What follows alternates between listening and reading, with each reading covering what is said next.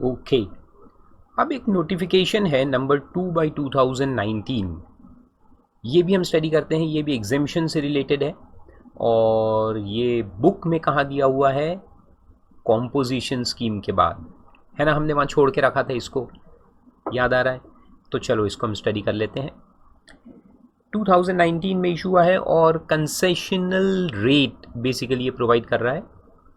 तो किसको प्रोवाइड कर रहा है और कौन है ये लोग और क्या कंडीशन है उनके ऊपर, वो अपन स्टडी करते हैं। बहुत सिंपल है, ये स्टार्टिंग का जो पैराग्राफ होता है उसका कोई मतलब नहीं होता, आप सीधा टेबल में आ जाओ। यस, तो क्या कहता है देखो, first supplies, description of supply, कौन से सप्लाई में ये कंसेशनल रेट उन्होंने दिया है। देखो, फर्स्ट सप्लाईज ऑफ गुड्स और सर्विसेज और बोथ, दोनों भी कवर्ड है, goods as well as services या दोनों भी है, up to an aggregate turnover.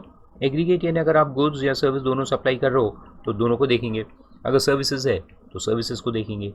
यानी कहने का मतलब कि 1 अप्रैल को मेरा कुछ सप्लाई हुआ, फिर 2 अप्रैल को हुआ, फिर 3 अप्रैल को हुआ, तो ऐसे उसको एडअप करते जाएंगे, एग्रीगेट करते जाएंगे। और एग्रीगेट टर्नओवर जब तक आपका 50 लाख रुपए तक नहीं पहुंच जाता, हाँ, मेड ऑन और आफ्टर फर्स्ट डे ऑफ अप्रैल, तो 1 अप्रैल से शुरू होगा ये, और 1 अप्रैल से शुरू करके जैसे मैंने कहा 1 अप्रैल को हमारा 3 लाख का टर्नओवर हुआ, फिर उसके बाद 2 अप्रैल को अनदर 1 लाख का हुआ, फिर 50,000 का हुआ, फिर 80,000 का हुआ। तो ऐसे अपन एग्रीगेट करते जाएंगे कहाँ तक, 50 लाख तक। तो उसको कहते हैं first turnover of up to 50 lakh in a financial year by a registered person of course. तो उनको रेट दिया हुआ है 3%, they can pay 3% GST। Okay, तो जहाँ नॉर्मली 10% या 12% या 18% होगा, तो वहाँ आपको सिर्फ मिलेगा 3%, आपको सिर्फ 3% पेमेंट करना है। लेकिन इसके बहुत सारी कंडीशंस है, तो कंडीशंस जो है वो दिए हुए हैं कॉलम नंबर 3 के अंदर, तो वो स्टडी करते हैं। Supplies are made by registered person whose aggregate turnover, first condition है whose aggregate turnover in the preceding financial year was 50 lakh rupees or below। यानी ये 3% का ऑप्शन जो है, अच्छा एक बात बता दूं कि ये ऑप्शनल होता है, ये कंसेशनल नोटिफिकेशन जो होते हैं ना, ये ऑप्शनल होते हैं। अगर आप चाहते हो तो आप पूरा जो नॉर्मल रेट ऑफ टैक्स है वो पे करो और ITC भी क्लेम करो, उसमें ITC है। इसमें क्या है कि ये कंसेशनल रेट में ITC नहीं मिलेगा, तो वो एक मेजर कंडीशन होता है। तो बेसिकली ये क्या है कि कोई एग्जामिशन नहीं है, जैसे कॉम्पोजिशन में आपको मैंने बताया था ना लॉजिक, इसका भी लॉजिक वही है। हालांकि ये कंसेशनल रेट नोटिफिकेशन है, लेकिन लॉजिक उसका भी वही है कि जो छोटे कलाकार है यानी छोटे व्यापारी है, जिनका टर्नओवर पिछले साल भी 50 लाख या उससे कम रहा है और करंट ईयर में भी एक्सपेक्टेड है कि 50 लाख तक जाएगा, और क्या होगा, तो ऐसे लोगों को गवर्नमेंट ने कहा है कि ठीक है, कहाँ तुम ITC वगैरह देखोगे कितना आ रहा है, बिल्स रखो, उसका ITC क्लेम करो, फिर उसको सेट ऑफ करो, इतना खर्चा मत करो। अकाउंटेंट या CA के पास जाने की ज़रूरत नहीं है। आप एक काम करो, ITC को भूल जाओ और अपने आउटपुट का जो टर्नओवर है, गुड्स या सर्विसेज या दोनों जो भी है, उस पर आप सीधा 3% से टैक्स का पेमेंट कर दो, दैट्स इट। तो इस तरह से ये सिंप्लीफाइड प्रोसीजर है। Logic is similar to composition scheme. तो किन लोगों को अवेलेबल है ये, जिनका टर्नओवर पिछले साल 50 लाख से कम हुआ। तो मान लो कि पिछले साल तुम्हारा टर्नओवर 40 लाख था, तो करंट ईयर में तुम एलिजिबल हो फॉर दिस स्कीम।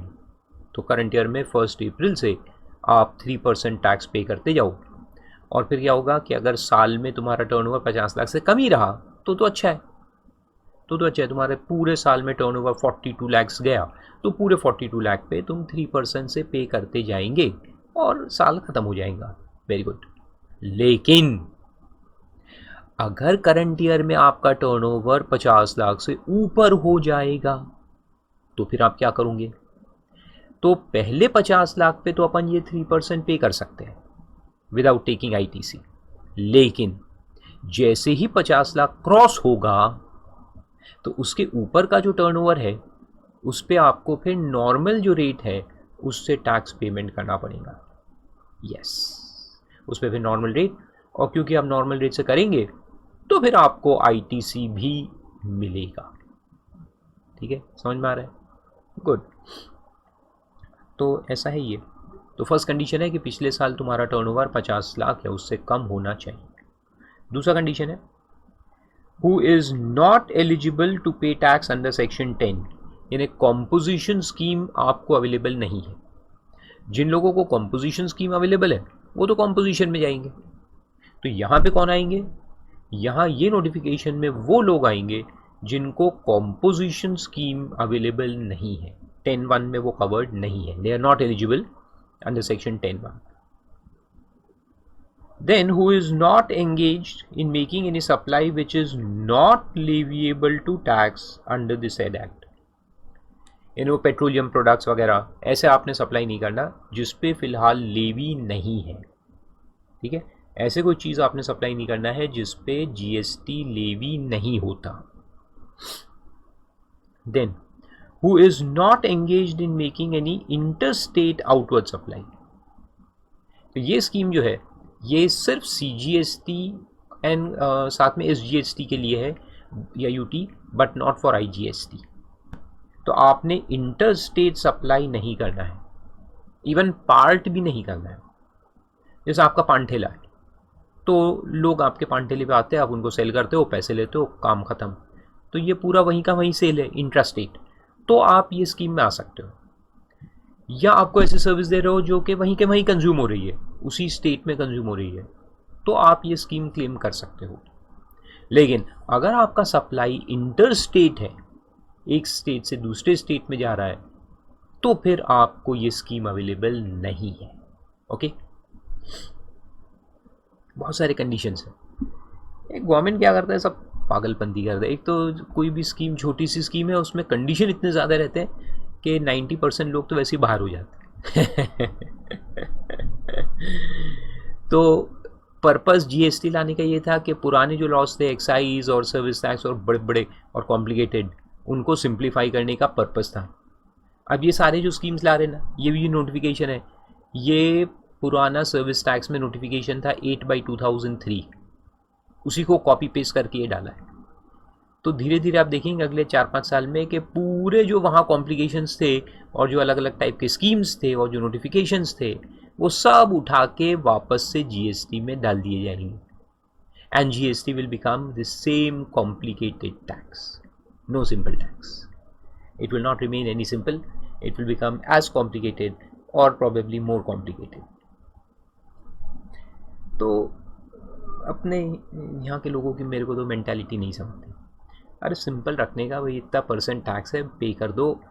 काहे को इतने सारे कंडीशंस और इतने सारे फिर कॉम्प्लिकेशंस और इतने सारे ऑप्शंस, ऑप्शन देने का ही नहीं ना, सीधा काम।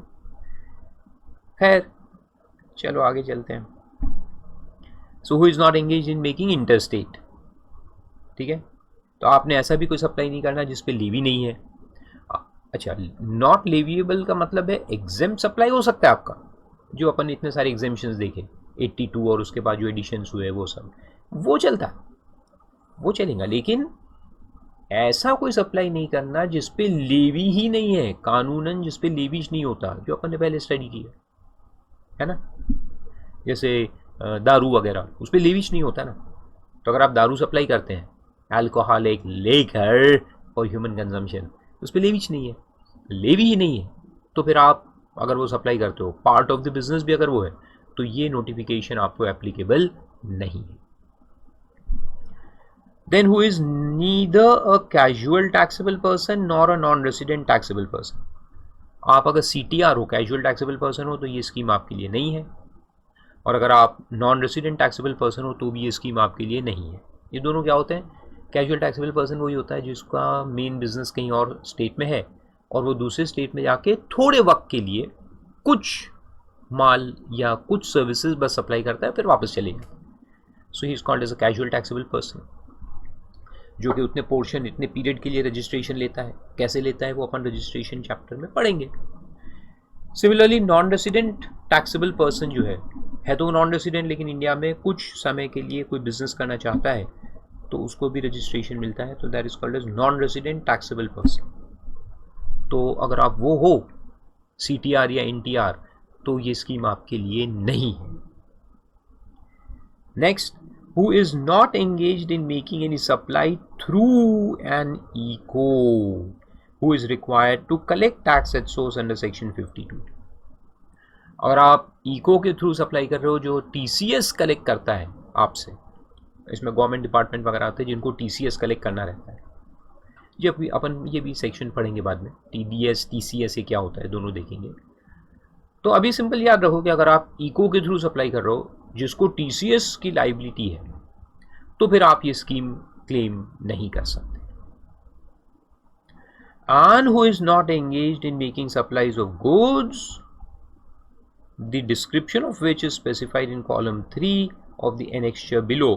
ये annexure वही है जैसे composition स्कीम में था, वो आइसक्रीम वाले, गुटखा, पान मसाला, तो वो वाले मैन्युफैक्चरर्स जो है ऐसे गुड्स जो बनाते हैं आइसक्रीम एंड वो पान मसाला गुटखा वगैरह, वो ये स्कीम क्लेम नहीं कर सकते। ओके, तो इतने सारे कंडीशंस 2-4 बार पढ़ के रखो। मेन कंडीशन है कि जिनका टर्नओवर पिछले साल में 50 लाख से कम होना चाहिए। दूसरी बात, आप कॉम्पोजिशन स्कीम में भी नहीं हो। तीसरी बात कि आप सिर्फ इंट्रा स्टेट करते हो, इंटर स्टेट नहीं करते हो। आप ऐसे भी कोई गुड सप्लाई नहीं करते जो लीविएबल नहीं है। आप NTR या CTR भी नहीं हो।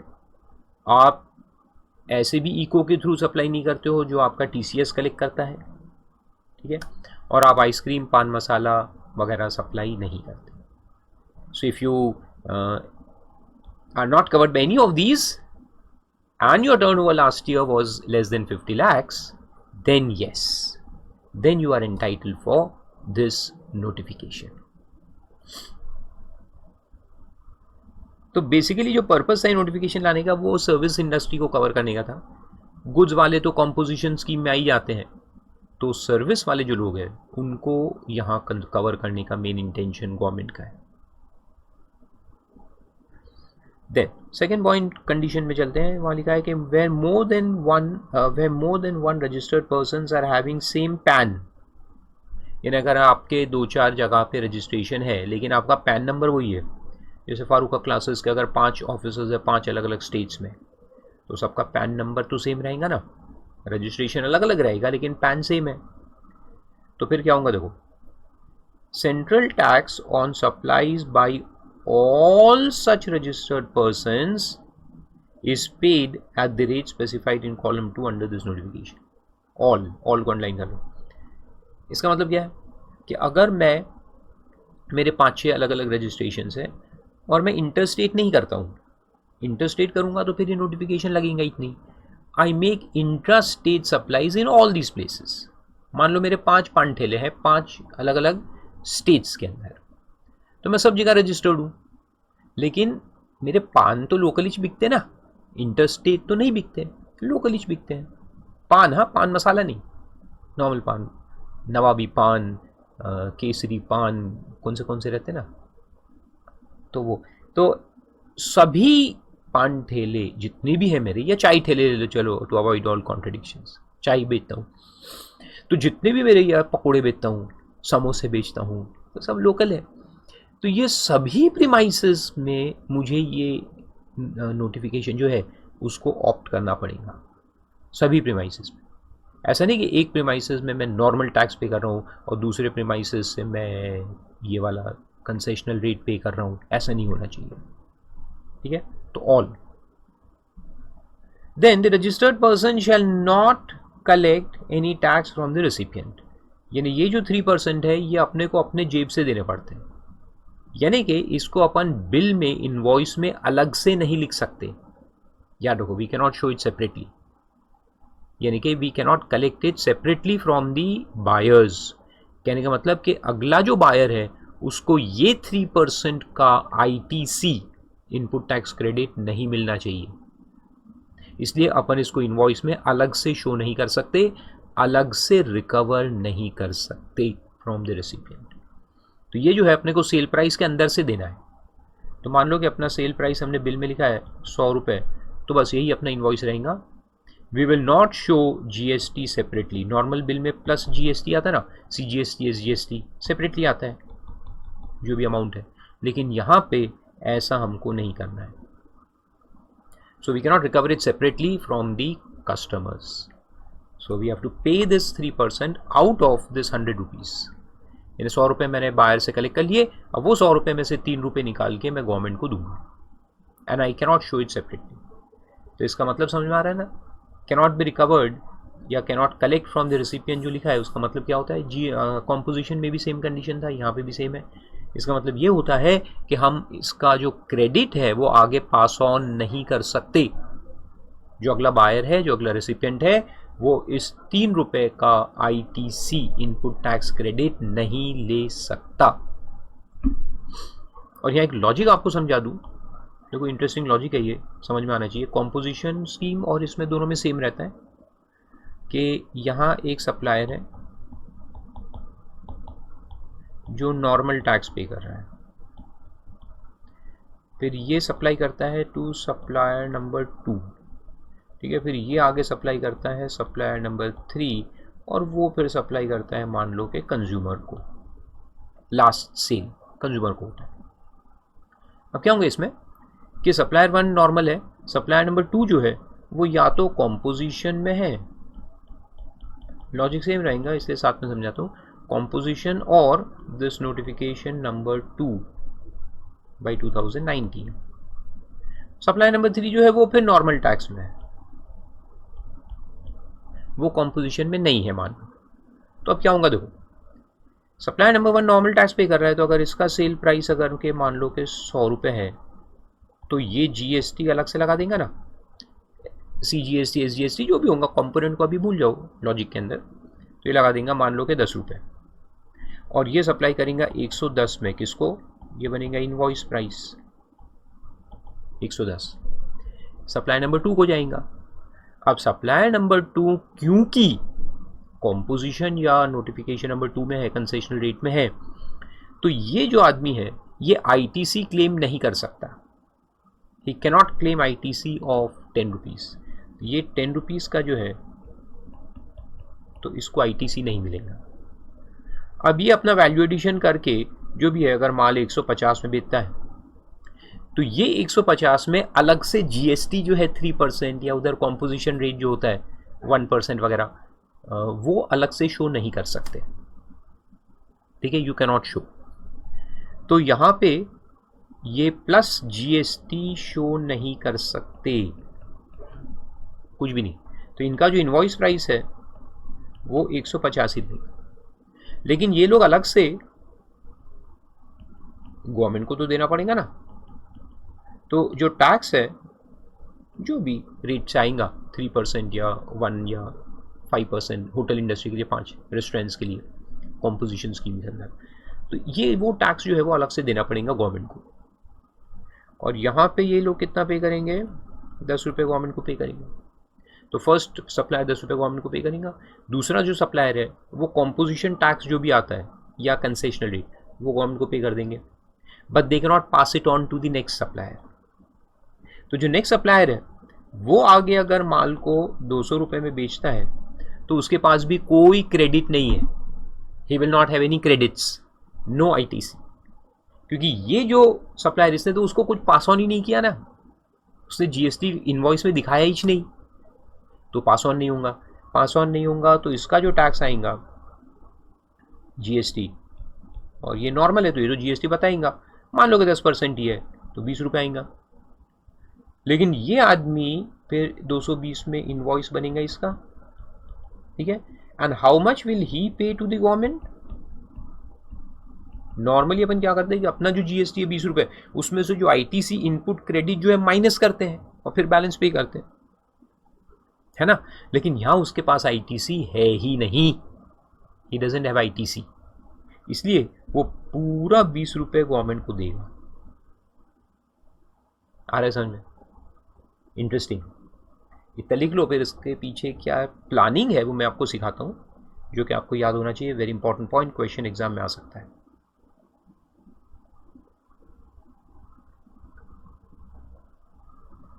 पॉज करके लिख लो।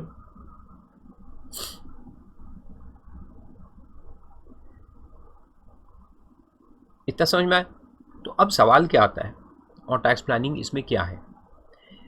प्लानिंग ये है कि ये जो सप्लायर नंबर 2 है, जिसको ये नोटिफिकेशन अवेलेबल था क्योंकि उसका टर्नओवर कॉम्पोजिशन स्कीम में जो लिमिट है 1.5 करोड़ उससे नीचे था, या ये नोटिफिकेशन में 2 में 50 लाख उससे कम था तो एलिजिबल है। अब एलिजिबल है तो उसने वो क्लेम करना या नहीं करना, क्योंकि ऑप्शनल है, तो ऑप्शन में क्लेम करना नहीं करना तुम्हारे हाथ में होता है ना। तो ये करना चाहिए क्या, should you go for this composition और नोटिफिकेशन 2, या आपने नॉर्मल टैक्स पे करना चाहिए विथ आईटीसी लेके नॉर्मल टैक्स पे करो, वो करना है कि ये करना? तो देखो आंसर ये है कि यहाँ पे ये एग्जांपल में उसने क्लेम किया ना, अब इसने नोटिफिकेशन क्लेम किया, जो कि अच्छा है, आप कहोगे कि इसमें कितना कम परसेंटेज लग जाता है, अच्छा है। सो लेट्स सी कि how much tax has been paid. अब ये जो सप्लाई नंबर 2 है, वहाँ मैंने टैक्स लिखा है, तो चलो मान के चलते 3% यहाँ ले लेते हैं। तो 150 पे 3% कितना टैक्स पे करता है? वो 4.5 रुपये टैक्स पे करता। अगर अपन 3% से लेते हैं तो 1 से लेना है तो 1 से ले लो कॉम्पोजिशन स्कीम में, या जो भी है एक परसेंटेज जो भी है, मान लो अपन ने 3% से लिया, तो 4.5 रुपये वो पे करेगा, है ना। 150 इंटू 3%, 4.5, तो 4.5 रुपये। तो टोटल टैक्स गवर्नमेंट ने कितना कलेक्ट किया? देखो पूरे चेन को मिलाकर टोटल टैक्स कलेक्ट हुआ है 34.5, and since this much has been paid, it gets add on to the value of the goods, यानी गुड्स जो कंज्यूमर को मिल रहा है जितने भी प्राइस में, उसमें 34.5 रुपीज टैक्स का कंपोनेंट है ना। अब अपन ये मानते हैं कि ये जो सप्लायर नंबर 2 है वो ये स्कीम क्लेम नहीं करता और वो नॉर्मल टैक्स पे करता है 10%, तो क्या होता? ठीक है, तो देखो अगर वो नॉर्मल पे करता तो ये जो आदमी है पहला पर्सन, वो तो 10 रुपये गवर्नमेंट को पे करता, वो तो सेम रहता। सप्लायर नंबर 2 जो है, जिसका सेल प्राइस 150 रुपये है, वो टैक्स निकालता 150 रुपये पे 15 रुपये, जिसमें से ये 10 रुपये का आईटीसी क्लेम कर लेता, तो वो माइनस हो जाता, and he would have paid 5 rupees to the government, only 5 rupees. और ये तीसरा जो आदमी है जिसका 20 रुपये का टैक्स आ रहा है, मान लो कि सेल प्राइस हम मेंटेन करते हैं, तो वो ये 15 रुपये का आईटीसी क्लेम कर लेता, क्योंकि अगर ये नॉर्मल टैक्स पे करता है सप्लाई नंबर 2, तो फिर तो वो नॉर्मल बिल बना के देगा ना, नॉर्मल इनवॉइस, उसमें 15 रुपये टैक्स भी लिख के देगा। तो अगर वो ऐसे लिख के देता है तो सामने वाला क्रेडिट ले लेता, तो वो अगर आईटीसी का क्रेडिट लेता है 15 रुपये, तो इसको पे करना पड़ता है गवर्नमेंट को 5 रुपये, सिर्फ 5 रुपये। तो टोटल टैक्स देखो कितना आता जो गवर्नमेंट को पे होता, total tax payable to government would have been only 20 rupees instead of 34.5। इससे क्या होता? इससे दो चीज़ होगी, एक तो ये कि अगर आप लोग यानी सप्लायर जितने भी है वो अपना प्राइस मेंटेन करते हैं, तो ये जो डिफरेंस है 14.5, उससे उनका प्रॉफिट बढ़ जाता है, सीधी बात है ना, उनका प्रॉफिट बढ़ जाता है, तो गवर्नमेंट को पेमेंट कम हो गया ना, और प्राइस हमने सेम रखा, मीन्स इन लोगों का प्रॉफिट उतने से बढ़ गया, खास करके सप्लायर 2 और 3 के पास कुछ सेविंग हो जाएगा। और अगर ऐसा नहीं करना चाहते तो आप प्राइस को भी रिड्यूस कर सकते हैं, तो फिर मार्केट में प्राइस कम हो जाएगा तो आपको बिजनेस में फ़ायदा होगा, है ना। तो उतने रुपए आप ट्रांसफ़र कर दो कंज्यूमर को, तो इन एनी वेज 14.5 रुपये का सेविंग होगा, या तो इनका प्रॉफिट बढ़ जाएगा या कंज्यूमर को पास ऑन कर देते हो, तो सेल प्राइस को कम कर दो उतने से, विदाउट योर लॉस। तो समझ में आ रहा है क्या हो रहा है? और इससे कंक्लूजन क्या निकालेंगे अपन कि अगर एक सप्लायर है जो फाइनल सप्लायर नहीं है, वो बीच का है। बीच का मतलब होता है कि you are in the middle of the chain. देखो ये चेन चल रहा है 1 2 3, तो अगर ये मिड पर्सन हो गया ना, he is not the end person, he is the middle person in the chain.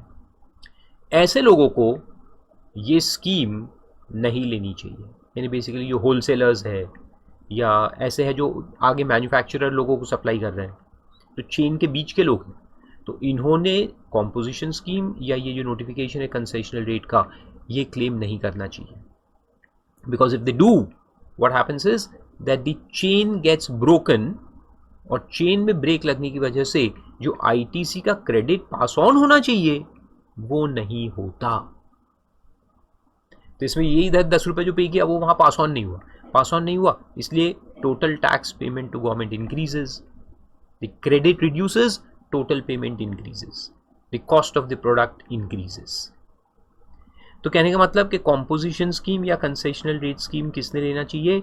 Only the last supplier in the chain, जो आखिरी सप्लायर होता है उसने क्लेम करना चाहिए, क्योंकि उसके आगे किसी को क्रेडिट तो पास ऑन होना ही नहीं है ना।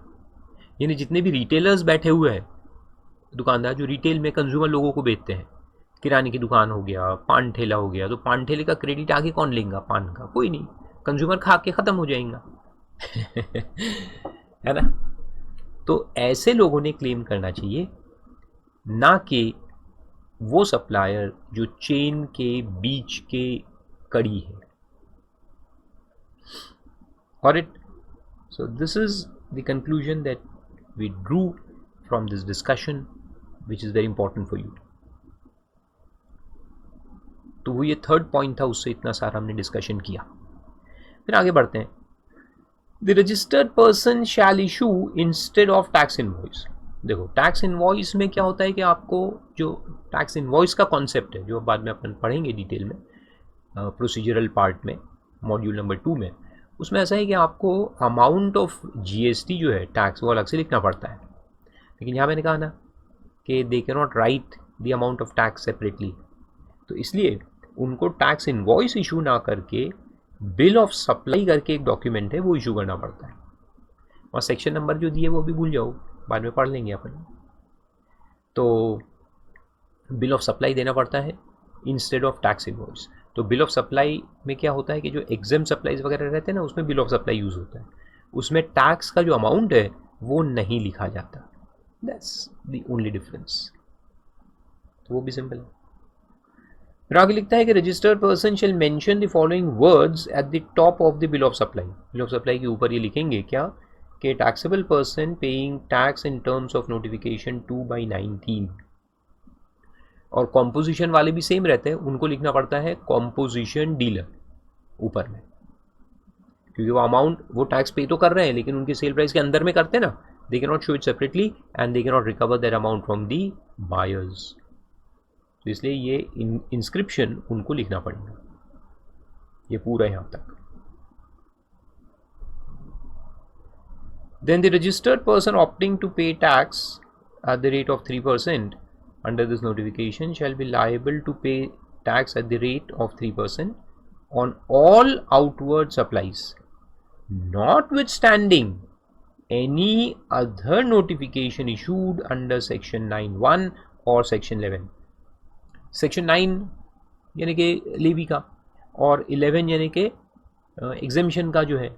सेक्शन 11 इज एग्जेम्पशन सेक्शन, जिसके अंदर ये नोटिफिकेशन इशू होता है, जिसमें 80-90 एग्जेम्पशंस दिए गए हैं। तो वो जो भी एग्जेम्पशन है वो यहाँ काम नहीं करेगा। Very interesting point. इसका मतलब क्या है? देखो इसका मतलब ये है कि अगर आपके सप्लाईज ऐसे हैं, एक तो आपके कुछ टैक्सेबल सप्लाईज होते हैं 20 लाख के, और आपके कुछ एग्जेम्प्ट सप्लाईज भी है। एग्जेम्प्ट सप्लाईज जो बाकी कोई नोटिफिकेशन में एग्जेम्प्ट है, under notification some other notification में एग्जेम्प्ट है 10 लाख के, जिस तरह से आपका टोटल सप्लाई 30 लाख का है। तो यहाँ पे क्या होगा कि अगर आप दो ऑप्शंस आपके पास, ऑप्शन 1 ये है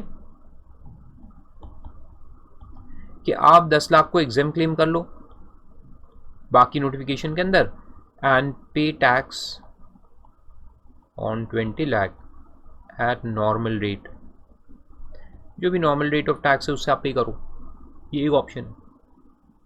दूसरा ऑप्शन कि अगर आप ये नोटिफिकेशन में आते हो, ऑप्शन 2, तो आप टैक्स पे करोगे 3% ऑन फुल 30 लैक्स। जो बाकी वो 10 लाख एग्जाम था ना, कोई भी उसमें जितने सारे पॉइंट्स देखे अपन ने 80-90, वो आप क्लेम नहीं कर सकते यहाँ। तो वो 10 लाख एग्जाम क्लेम नहीं कर सकते बाकी एग्जामेशन नोटिफिकेशंस के अंदर। आपको पूरे 30 लाख पे इंक्लूडिंग दी एग्जाम टर्नओवर, उस पे भी आपको 3% पेमेंट करना पड़ेगा। तो पूरे 30 लाख पे 3% लगेगा। यानी कैसा है ये कि आप रेस्टोरेंट में गए, वो थाली वाले रेस्टोरेंट होते हैं ना लिमिटेड, तो उसमें ऑप्शन होता है कि रोटी लेना कि वो क्या बोलते हैं उसको, तली हुई रोटी रहती है ना, उसको क्या बोलते हैं, कचौरी नहीं बोलते यार, क्या बोलते हैं साला, देखो याद नहीं आ रहा। ई लेक्चर में प्रॉब्लम ये स्टूडेंट सामने बैठे नहीं रहते ना, तो आंसर कोई नहीं दे सकता मेरे को। तो क्या बोलते, पूरी, याद आ गया।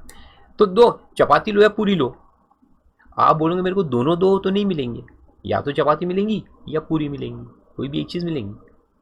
तो ऐसा है ये। तो या तो आप ये नोटिफिकेशन में 3% पे करो, फिर पूरे टर्नओवर पे आपको 3% देना है, या अगर आप एग्जेम्पशन क्लेम करते हो तो फिर आप वहाँ जाओ, part of your turnover will be exam, और जो पार्ट टैक्सेबल है उस पर फिर नॉर्मल रेट ऑफ टैक्स लगेगा। फिर 7th पॉइंट है, the registered person opting to pay tax at the rate of 3% under this notification shall be liable to pay central tax on inward supplies on which he is liable to pay tax under subsection 3 or 4 of section 9 in a RCM at the applicable rates। यानी अगर आप RCM में भी covered हो as a recipient, you are the recipient and you are liable to pay tax, तो उस पर आपको नॉर्मल रेट से टैक्स पेमेंट करना है। ये कॉम्पोजिशन में भी सेम होता है। हाँ समझ लो, इसको भी मैं समझाता हूँ आपको। ये क्या है कि यहाँ से एक सप्लायर है, यहाँ ये दूसरा सप्लायर है, और ये आगे सप्लाई कर रहा है। तो ये सप्लायर या तो कॉम्पोजिशन स्कीम में क्लेम कर रहा है, या फिर ये नोटिफिकेशन नंबर 2/19 जो है कंसेशनल रेट, दोनों में कोई भी एक में क्लेम कर रहा है। अब ये सप्लायर नंबर 1 अगर यहाँ से कोई सप्लाई कर रहा है जिस पे RCM लगता है, रिवर्स चार्ज मैकेनिज्म, सेक्शन 9(3) में या 9(4) में, तो क्योंकि इसमें RCM लग रहा है, तो ये जो इधर सप्लाई आएगा सप्लाई नंबर 2 के बाद, तो वो पे करेगा टैक्स एट नॉर्मल रेट।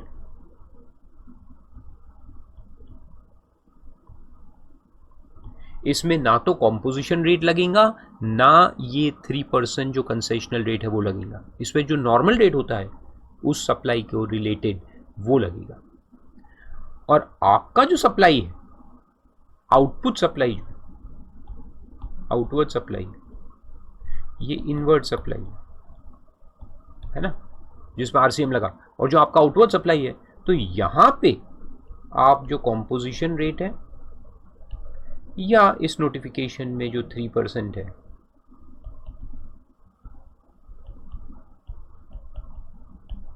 ये आप पे कर सकते हो। तो ये जो 3 या कॉम्पोजिशन रेट होगा वो आपके आउटवर्ड सप्लाई को तो लगेगा, लेकिन जो इनवर्ड सप्लाई है जहां आप RCM में कवर्ड हो उसको नहीं लगेगा। उस पर आपको नॉर्मल रेट ऑफ टैक्स का पेमेंट कर देना है। आ रहा है समझ में? और दूसरी बात और एक समझा दूं कि जब हम आपका टर्नओवर देखते हैं, जो टर्नओवर देखते हैं ना, जो कॉम्पोजिशन स्कीम में 1.5 करोड़ और यहाँ पे 50 लाख, तो वो टर्नओवर सिर्फ आपका जो आउटवर्ड टर्नओवर है वो काउंट होता है, उसमें इनवर्ड का काउंट नहीं होता। तो हम इस टर्नओवर में इनवर्ड वाला जो है जिस पे हम RCM में पे करें, उसको हम टर्नओवर में काउंट नहीं करेंगे, उसको नहीं गिनेंगे, उसको टर्नओवर में ऐड नहीं करेंगे। ओके, सिर्फ आपका जो आउटवर्ड टर्नओवर है उतना ही लेंगे।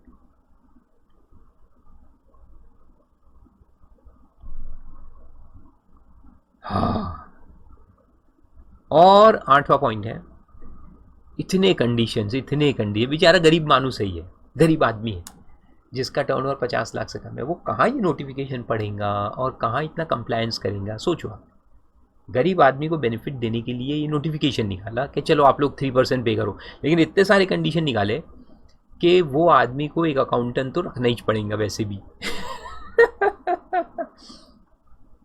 अच्छा, चलो आगे पढ़ते हैं। So where a registered person who has availed the input tax credit, opts to pay tax under this notification, जो पहले इनपुट टैक्स क्रेडिट ले रहा था, मान लो पिछले साल ले रहा था, और इस साल 1 अप्रैल को उसने डिसाइड किया कि मैं इस सेक्शन में, सेक्शन बोलता हूँ, नोटिफिकेशन में क्लेम करूँगा, 3% भरूँगा, तो उसको क्या करना है? He shall pay an amount by way of debit to electronic credit ledger. Electronic credit laser यानी जिसमें ITC का बैलेंस होता है, जो ITC हमने लेके रखा है उसका बैलेंस अपने को यहाँ दिखता है, उसको इलेक्ट्रॉनिक क्रेडिट लेजर कहते हैं। और इलेक्ट्रॉनिक कैश लेजर, ठीक है, कैश लेजर में अपन जो कैश पेमेंट करते हैं ना, वो कैश लेजर से करते हैं, तो इसमें अपने को डेबिट करना है। कैसे करना है, क्यों करना है, मैं आपको समझाता हूँ, डोंट वरी। इक्विवेलेंट, कितना अमाउंट देना है, देखो, equivalent to the credit of input tax in respect of inputs held in stock and inputs contained in semi-finished or finished goods held in stock and on capital goods as if the supply made under the notification attracts the provisions of 18(4). इस section 18(4) जो है अपन पढ़ेंगे बाद में वक्त आने पर ITC chapter के अंदर, लेकिन अभी समझा, लॉजिक समझा देता हूँ। एक्चुअल जो कैलकुलेशन है उसका वो वहाँ अपन समझेंगे, क्योंकि यहाँ समझाने बैठूंगा तो 2 घंटे उसमें लगेंगे। It is 18(4) is that big and the rules made therein. And after the payment of such amount, the balance of input tax credit, if any, अगर कुछ बैलेंस बच गया, lying in his electronic credit ledger shall lapse. कुछ समझ में नहीं आया?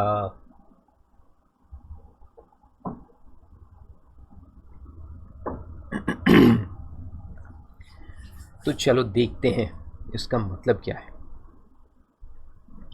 इसका मतलब ऐसा है,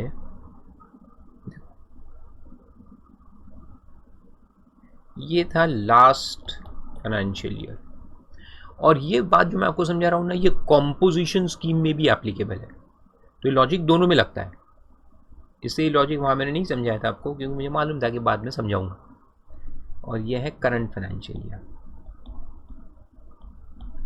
अब लास्ट फाइनेंशियल ईयर में आप नॉर्मल टैक्स पे कर रहे थे, ठीक है, तो उसमें आपने ITC अवेल करके भी रखा होगा। आप ITC अवेल करते थे परचेजेस के ऊपर, इनवर्स सप्लाईज के ऊपर, और आपका जो आउटपुट है उस पर सेट ऑफ करके बैलेंस का पेमेंट कर रहे थे। अच्छी बात। अब वो साल खत्म हो गया, 31 मार्च आ गया, 1 अप्रैल आया, द फूल्स डे, और आपने डिसाइड किया कि करंट ईयर में या तो मैं कॉम्पोजिशन स्कीम क्लेम करूंगा 1 अप्रैल से, या ये जो नोटिफिकेशन है नंबर 2, इसके अंदर मैं 3% ऑप्ट करता हूं। ठीक है, बहुत अच्छी बात है, करो। अच्छा, पिछले साल में आपका टर्नओवर कम था प्रिस्क्राइब लिमिट्स से, तो इस साल आप एलिजिबल हो, करंट ईयर में आप एलिजिबल हो फॉर कॉम्पोजिशन स्कीम और फॉर नोटिफिकेशन नंबर 2। बहुत अच्छी बात है, एंड यू क्लेम इट।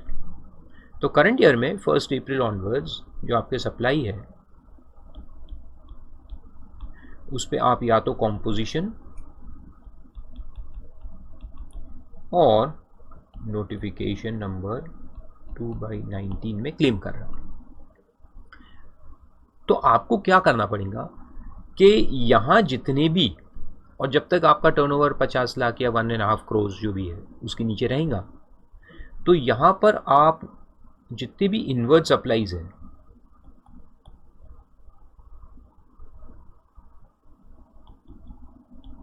इस पे तो आप कोई भी ITC क्लेम नहीं कर सकते, है ना। आप ITC क्लेम नहीं कर सकते, आपको ये आपके जेब से देना पड़ता है सेल प्राइस के अंदर से निकाल के, तो आप ITC नहीं ले सकते।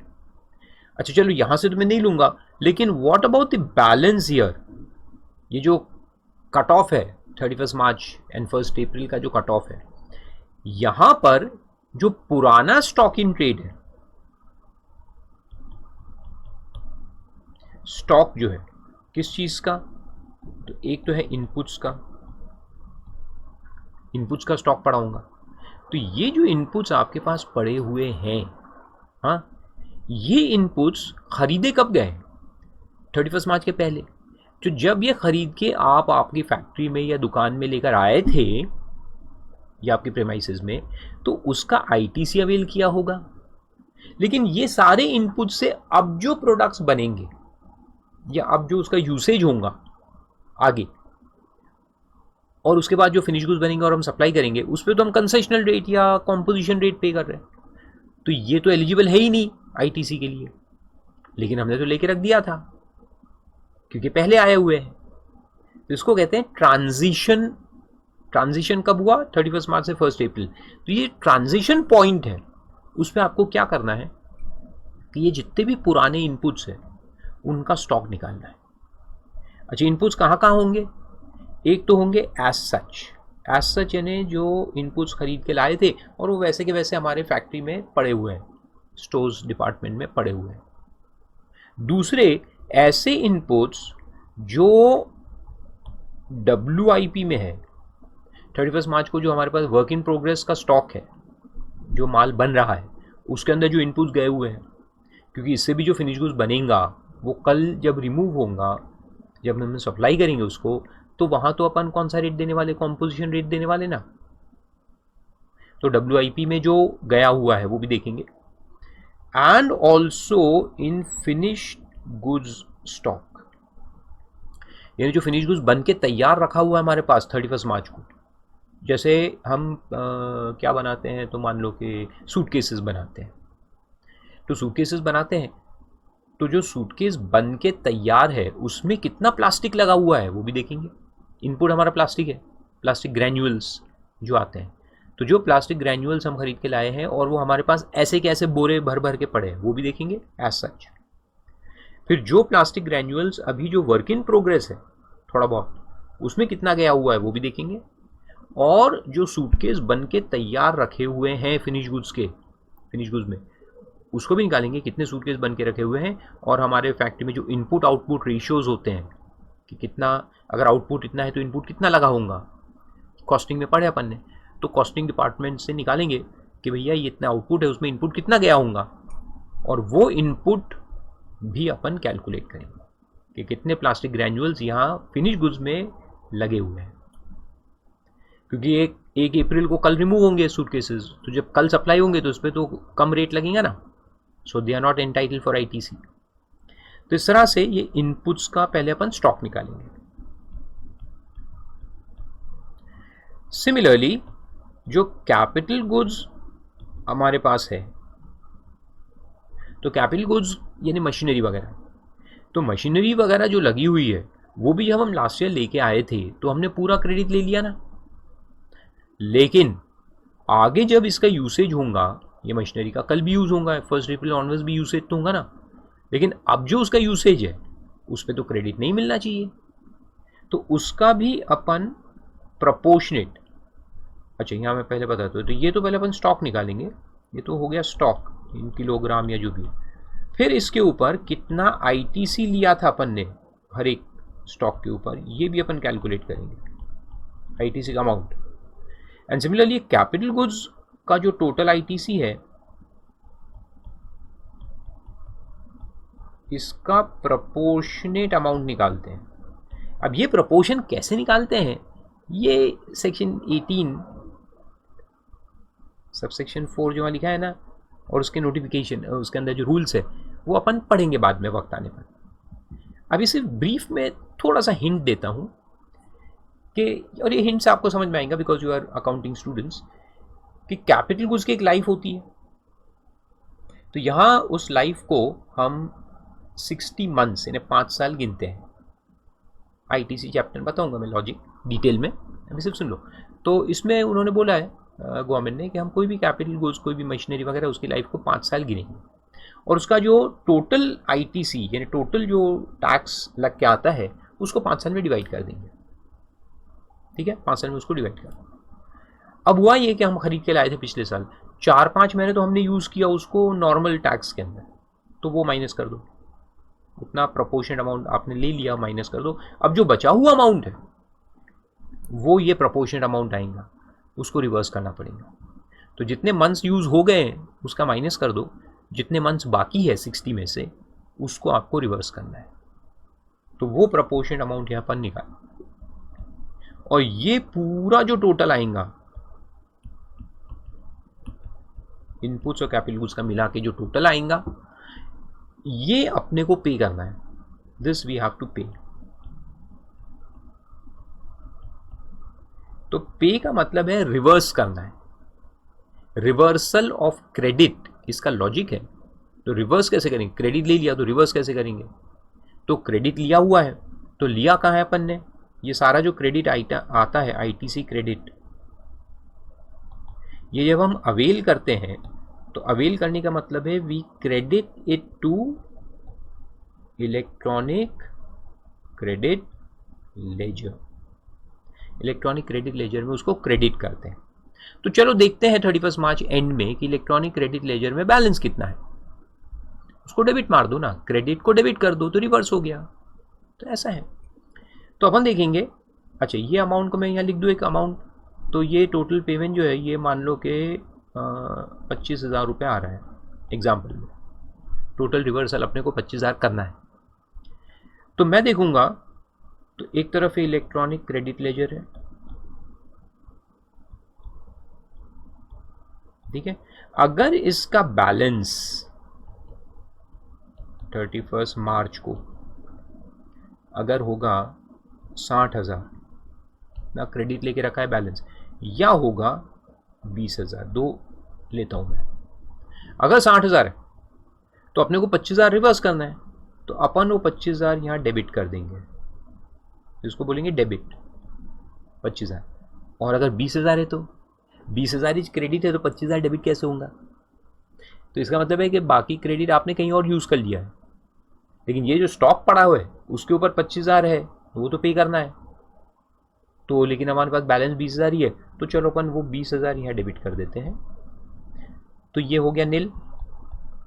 और फिर यहाँ जो 5,000 और बचा है वो फिर आपको कैश में पे करना है, तो वो इलेक्ट्रॉनिक कैश लेजर के थ्रू पे होगा। So then balance 5,000 will be debited to electronic cash ledger, यानी बेसिकली कैश पेमेंट। तो उतना अपने को कैश भरना पड़ेगा, क्योंकि हमने वहाँ ओवर यूज़ कर लिया, पहले पुराना क्रेडिट ओवर यूज़ हो गया। तो वो जो ओवर यूज़ हो गया है तो अभी आप उसको रिवर्स करो, उसको डेबिट कर दो इलेक्ट्रॉनिक कैश लेजर में।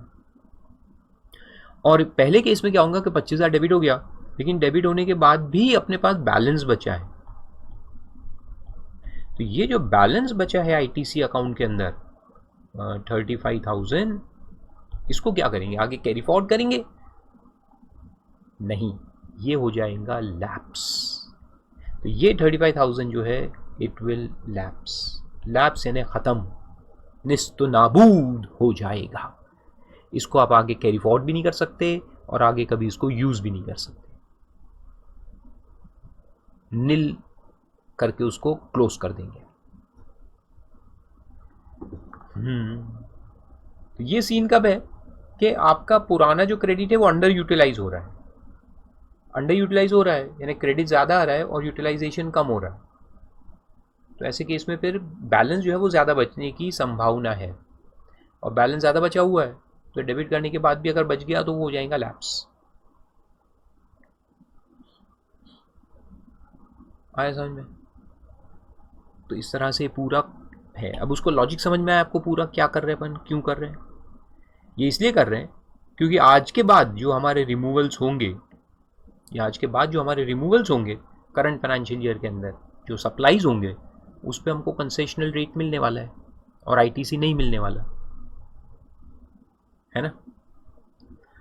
अब एक चीज़ जो यहाँ नहीं लिखी हुई है नोटिफिकेशन में वो भी आपको समझा देता हूँ कि अगर करंट फाइनेंशियल ईयर में एक दिन ऐसा आया अच्छा, ये पूरा तो खैर आप पॉज करके लिख लो, अगर नहीं लिखा है तो मैं इसको छोटे में कर देता हूँ ताकि आप, हाँ, and what I will do is make it full text. तो इसको आप वो करके लिख लो।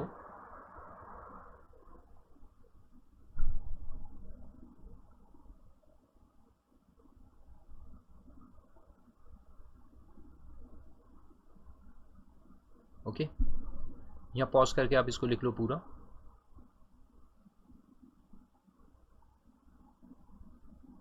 ग्रेट।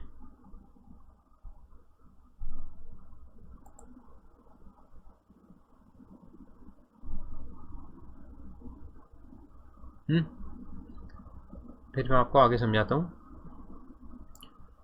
तो यहाँ क्या हुआ कि ये लास्ट फाइनेंशियल ईयर था, यहाँ आपने आईटीसी अवेल किया था,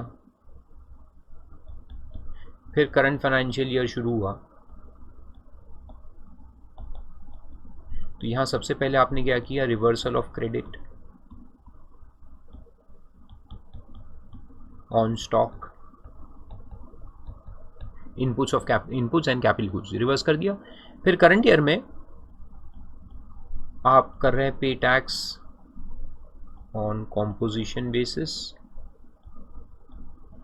और notification number 2/90 concessional rate and no ITC. तो अभी आप कोई आईटीसी क्लेम नहीं कर रहे हैं इनपुट्स के ऊपर, ओके। लेकिन ये साल चलते चलते एक दिन आया जब आपका टर्नओवर जो है वो क्रॉस कर रहा है द लिमिट्स।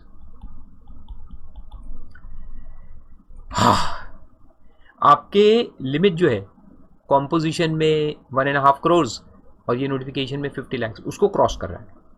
जब ये क्रॉस होगा तो आगे का जो समय बचा है, इतना part of the year which remains, इसमें आपको नॉर्मल टैक्स वापस से पे करना पड़ेगा, है ना। इस दिन के आगे आपको नॉर्मल टैक्स पे करना पड़ेगा। नॉर्मल टैक्स पे करना है तो आप आईटीसी अवेल भी कर सकते हैं, you can avail ITC. But what will happen to the stock, जो स्टॉक यहां पर है हमारे पास, stock of inputs and capital goods, इसका क्या करेंगे? क्योंकि ये स्टॉक जब हमने परचेज किया, परचेज तो इस समय के अंदर हुआ तो हमको आईटीसी नहीं मिला ना, लेकिन अब आगे तो अपन नॉर्मल टैक्स पे करने वाले। तो ये स्टॉक से जो माल बनेगा कल और वो हम रिमूव करेंगे, सप्लाई करेंगे, तो उसमें तो नॉर्मल टैक्स लगने वाला है। तो ये स्टॉक पे अपने को क्रेडिट मिलना चाहिए था, लेकिन नहीं मिला हुआ है, तो आप क्लेम कर सकते हैं। तो जैसे यहां रिवर्सल किया था ना, वैसा ही कैलकुलेशन वापस से करना पड़ेगा। ये stock of inputs and capital goods निकालना पड़ेगा और उस पे जो टैक्स लग के आया था, टैक्स पेड देयरऑन, वो निकालना पड़ेगा। और कैपिटल गुड्स का प्रोपोर्शनेट कितने मंथ्स बचे हैं अभी लाइफ के, उसको फिर से निकालना पड़ेगा और वो आपको क्लेम करना पड़ेगा। You can claim ITC. तो उतना इनपुट टैक्स क्रेडिट अपन क्लेम करेंगे यानी कि उतना अमाउंट जो आएगा, जैसे रिवर्सल में 25,000 आया था वैसे यहाँ पे भी आएगा टोटल में, तो उसको अपन क्लेम करेंगे, यानी इलेक्ट्रॉनिक क्रेडिट लेजर में उसको क्रेडिट करेंगे। आए समझ में? और इस तरह से ये प्रोसेस हर साल प्रोबेबली चलता रहे। लेकिन खैर, अगर आप क्लेम कर रहे हैं ना, आपका टर्नओवर क्रॉस हो गया है, तो अगर इस साल टर्नओवर क्रॉस हो गया है तो फिर अगले साल तो ये स्कीम आपको वैसे भी नहीं मिलेगा, क्योंकि कंडीशन तो वही है ना कि पिछले साल का टर्नओवर भी 1.5 करोड़ या 50 लाख से कम होना चाहिए।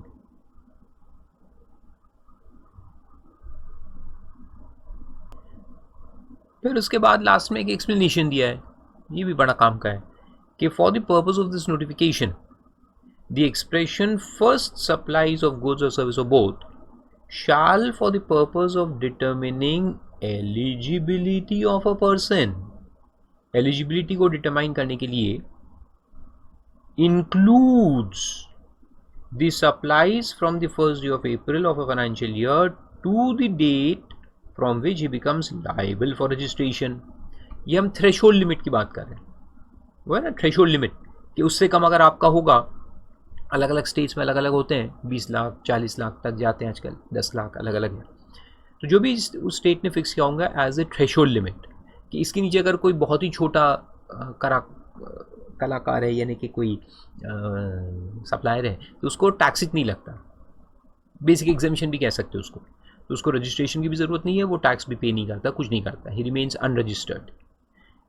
तो वो जो टाइम का टर्नओवर है तुम्हारा, मान लो अगर तुम्हारे स्टेट में 20 लाख का लिमिट है, थ्रेशोल्ड लिमिट, और ये तुम्हारा स्टार्ट ऑफ द ईयर है 1 अप्रैल, तो यहाँ से आगे बढ़ते हैं।